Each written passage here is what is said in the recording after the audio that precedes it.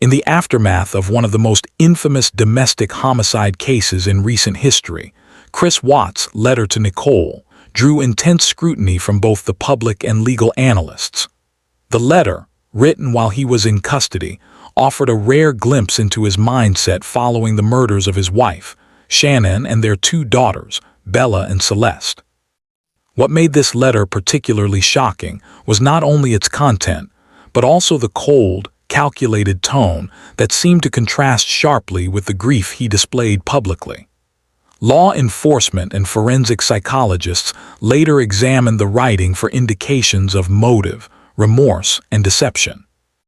The first thing investigators noticed was the stark discrepancy between words and emotion. While Watts attempted to express sorrow, the phrasing was vague, impersonal, and sometimes contradictory.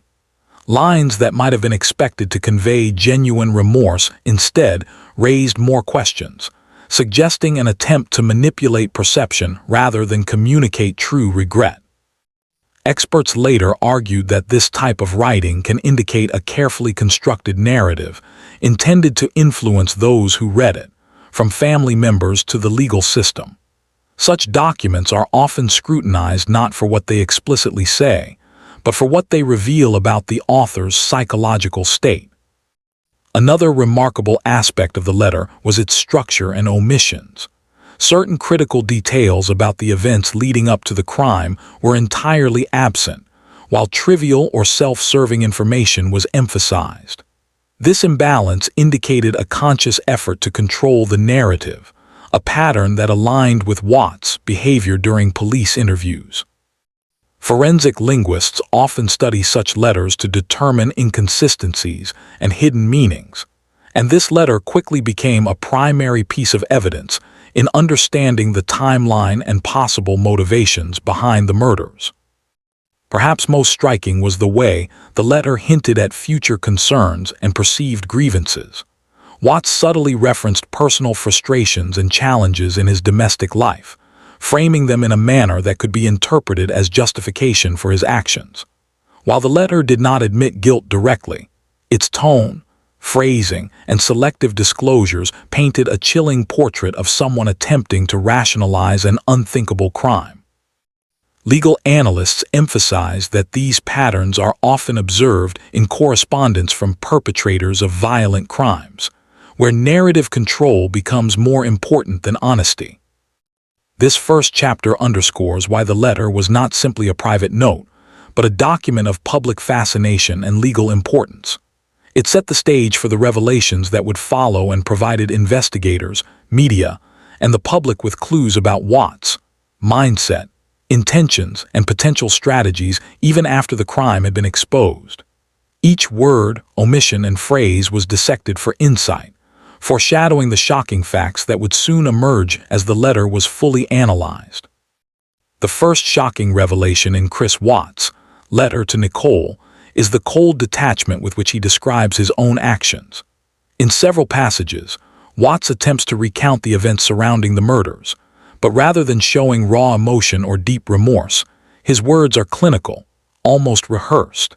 He discusses timelines, movements, and decisions in a way that reads more like an account of a task completed than the confession of a human being who has taken the lives of his family.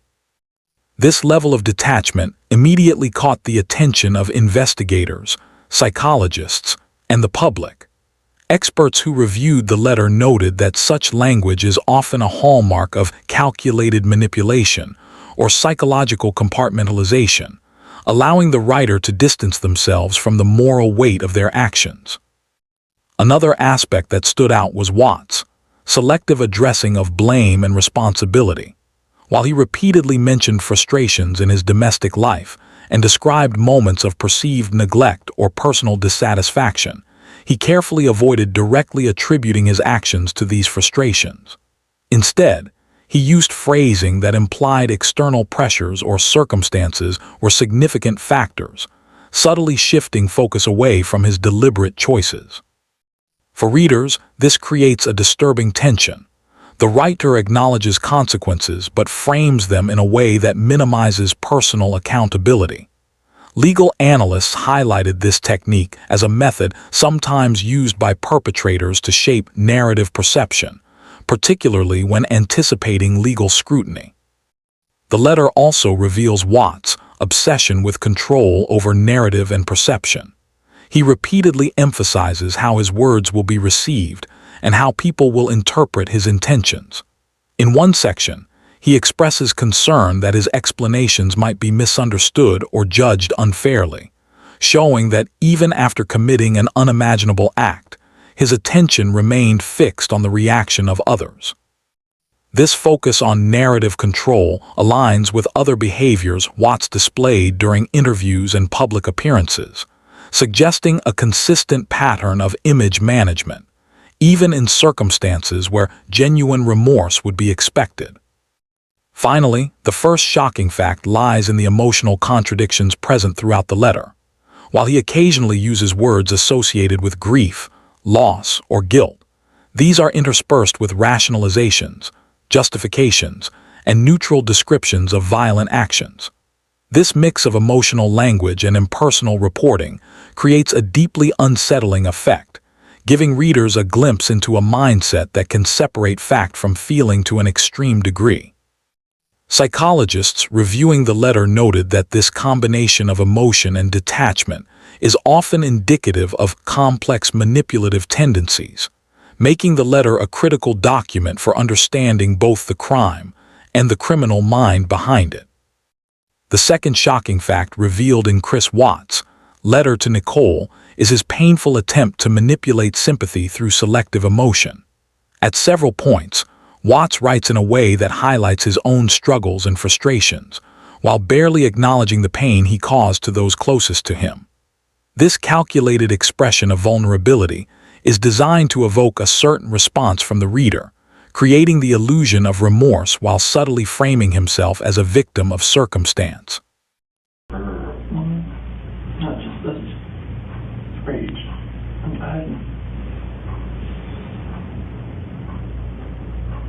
Investigators and psychologists have noted that this behavior is common among perpetrators who aim to control perception and influence the way their actions are interpreted, even after committing severe crimes. The letter becomes not just a communication, but a tool for narrative shaping. As the analysis deepens, another disturbing element emerges. Watts' references to routine domestic life juxtaposed against horrifying actions. He recalls mundane family moments, bedtime routines, chores, and daily conversations, then contrasts them with descriptions of the crime itself. This stark juxtaposition amplifies the chilling nature of the letter, making readers feel the tension between ordinary life and unspeakable tragedy. Each carefully chosen word, each omission, contributes to a psychological puzzle that investigators and the public alike struggle to piece together. At this point in the letter, it's important to pause and reflect on why these insights matter. I want to welcome you to the channel. We look for the truth in the shadows of cold cases and closed files. If you value this kind of deep dive investigation, please consider subscribing. And as we begin this journey together, I'd love to know where you're watching from today. Whether you're joining us from the United States, Canada, Australia, or anywhere else in the world, leave a comment below. It helps us remember that these stories, though local, touch hearts across the globe. Returning to the letter itself, the next shocking aspect is Watts' strategic ambiguity in recounting timelines. Rather than providing a clear and linear sequence of events, he frequently leaves gaps or introduces vagueness, forcing the reader to interpret what actually happened. This creates a sense of confusion, which some analysts believe is intentional, keeping investigators, readers, and even family members off balance while he maintains control over the narrative. By withholding clarity, Watts ensures that the letter serves as both a confession and a manipulative device, a dual purpose that continues to fascinate experts and the public alike. Another striking revelation in Chris Watts' letter is the way he displays calculated emotional control.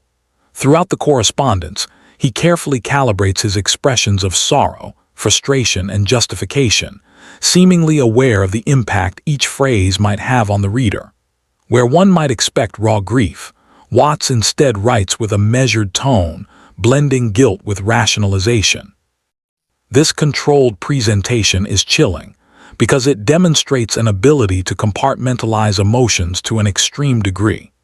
Experts analyzing the letter suggest that this behavior is indicative of someone who can suppress empathy, prioritizing the management of perception over authentic remorse. In addition to his emotional control, Watts' letter contains subtle references to premeditation and decision-making. While he never explicitly admits to planning the murders, careful reading reveals hints of intentionality in the timing, locations, and methods he describes. Investigators have noted that even without overt confession, such language can provide insight into the mindset behind the crime.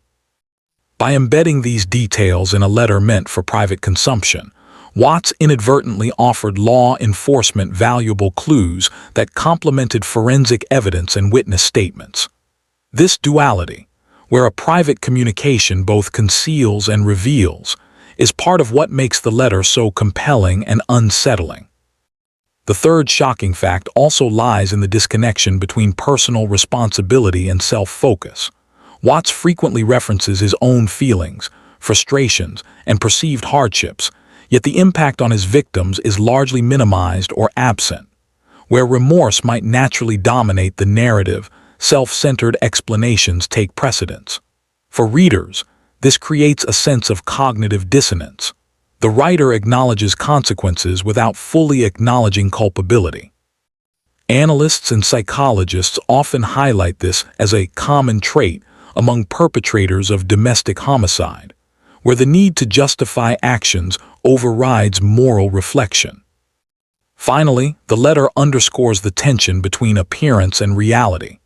Watts' carefully chosen words attempt to project an image of a remorseful father and husband, yet the inconsistencies, omissions, and calculated phrasing betray a very different reality. For investigators, this tension became a critical tool in understanding not just the events of the crime, but the psychological mechanisms behind them. Every phrase, every pause, and every subtle word choice offered a window into a deeply disturbed mindset, giving the public and analysts alike reason to study the letter as a document of both evidence and psychological intrigue. One of the most unsettling aspects revealed in Chris Watts' letter is his manipulative use of language to evoke a particular reaction.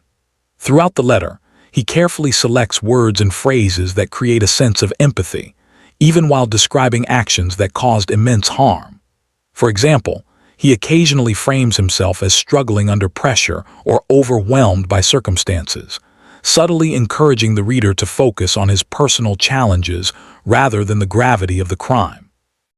Experts in forensic psychology note that this is a classic tactic used by offenders to maintain control over the narrative, influencing how readers, whether family, investigators, or the public, perceive their culpability.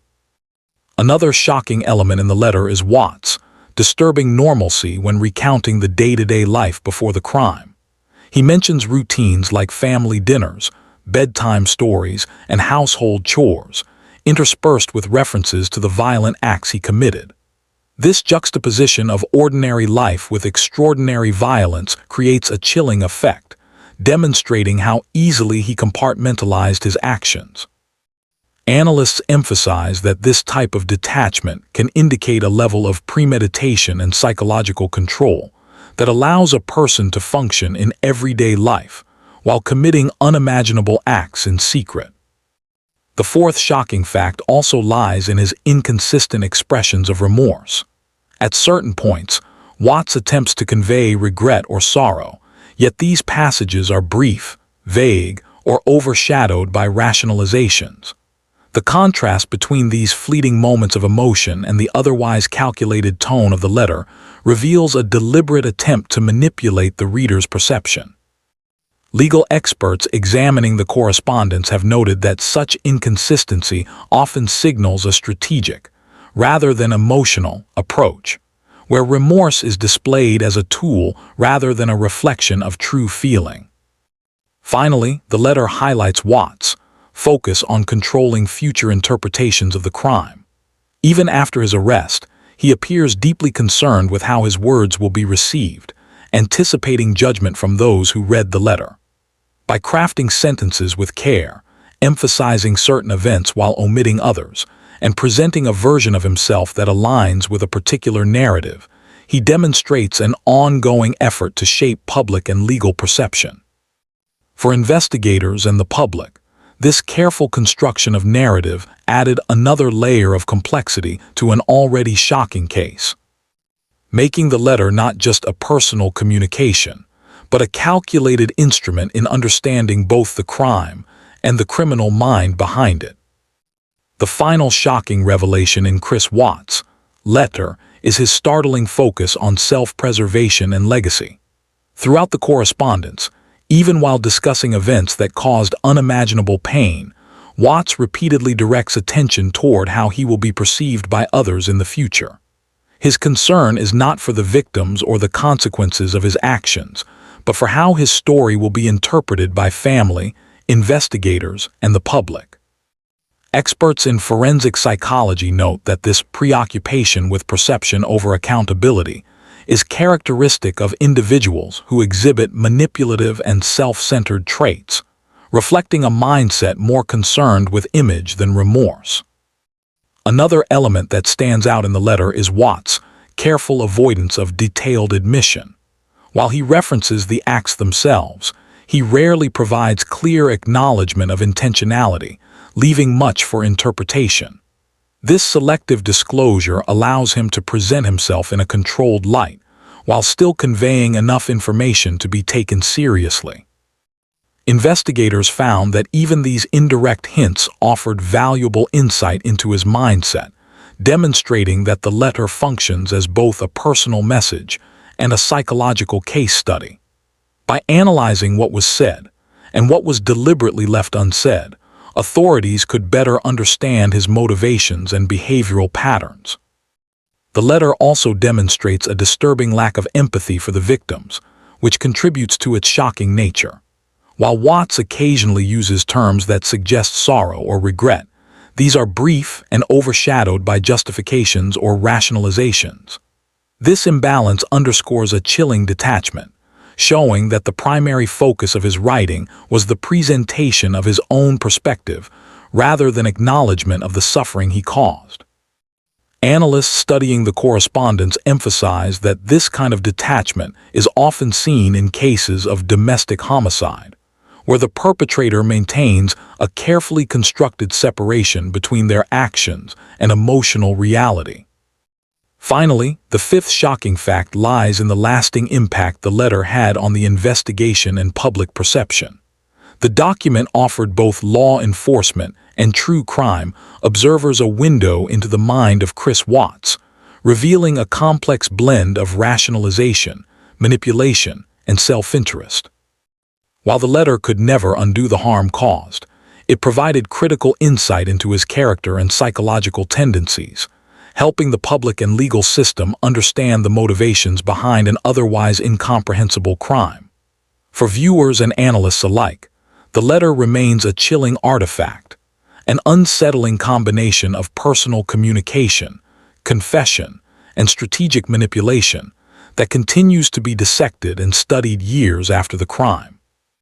The broader implications of Chris Watts' letter became evident as investigators and analysts examined not just the content, but the way it reflected his mindset and approach to life before the crime. The correspondence offered a rare glimpse into the inner workings of someone who committed an unimaginable act while maintaining the appearance of normalcy. Experts highlighted how the letter illustrated patterns of deception, manipulation, and detachment that can often be overlooked in domestic settings. By studying the phrasing, tone, and omissions, they were able to better understand the psychological mechanics that allowed Watts to compartmentalize daily life while committing such acts in secret. One of the most critical insights from the letter is how it demonstrates the importance of behavioral warning signs. Watts calculated words, selective details, and controlled emotion all served as signals that investigators later cross-referenced with evidence, social interactions, and digital activity. This correspondence reinforced the reality that communication, whether through letters, messages, or interviews, can be as revealing as physical evidence. Analysts emphasize that studying these warning signs can help prevent similar tragedies, providing valuable lessons for law enforcement, mental health professionals, and the public. The letter also affected public perception, sparking debates about accountability, remorse, and the nature of evil. For many viewers and readers, the chilling detachment and manipulative language within the correspondence created a sense of disbelief and horror. It prompted discussions not only about Watts' actions, but about broader questions of morality, empathy, and the limits of human psychology. True crime experts often reference the letter as a case study in narrative control, showing how perpetrators attempt to influence perception even after committing severe crimes. Finally, the letter serves as a reminder of the power of documentation in criminal cases. While Watts may have intended the letter to serve a personal or strategic purpose, it became an essential tool in understanding the sequence of events, his motivations, and his psychological profile. For investigators, it was both evidence and insight. For the public, it was a chilling look at the mindset behind one of the most shocking domestic crimes in recent memory. By examining each carefully chosen word, analysts could piece together aspects of the crime that might have otherwise remained obscured, demonstrating the enduring significance of this correspondence in the Chris Watts case. The examination of Chris Watts' letter to Nicole reveals a disturbing and complex picture of a man attempting to control narrative, evoke sympathy, and rationalize actions that devastated an entire family. Across the correspondence, 5 shocking truths stand out: his emotional detachment, selective accountability, manipulation of perception, juxtaposition of ordinary life with horrific acts, and relentless focus on self-preservation. Each fact highlights not only the chilling mindset of Watts, but also the ways in which written communication can serve as a window into psychological intent and character. For investigators, the letter offered critical insights that complemented physical evidence, timelines, and interviews, helping to reconstruct the sequence of events and understand the behavioral patterns that led to the tragedy. For psychologists and true crime experts, it became a case study in manipulation, compartmentalization, and narrative control, illustrating how perpetrators can carefully craft personal correspondence to serve both strategic and emotional purposes. The letter's contradictions, moments of feigned remorse interspersed with rationalizations, provided a particularly striking example of this duality, revealing the complexity and calculated nature of Watts' mindset. For the public, the correspondence remains both shocking and instructive. It serves as a reminder of the importance of vigilance, awareness, and understanding in domestic and interpersonal relationships. By analyzing the letter, viewers gain insight into the psychological warning signs that can precede violent actions, the methods individuals may use to manipulate perception, and the chilling reality that appearances can be deceiving. In this way, the letter not only documents a tragic crime, but also educates and informs those who study it.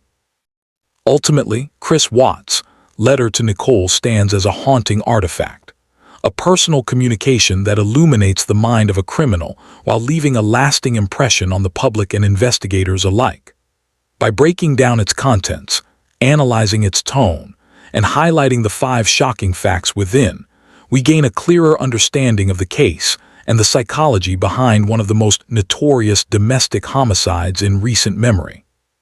It is a sobering reminder that even in written words, the truth can be as revealing and as chilling as the actions they describe.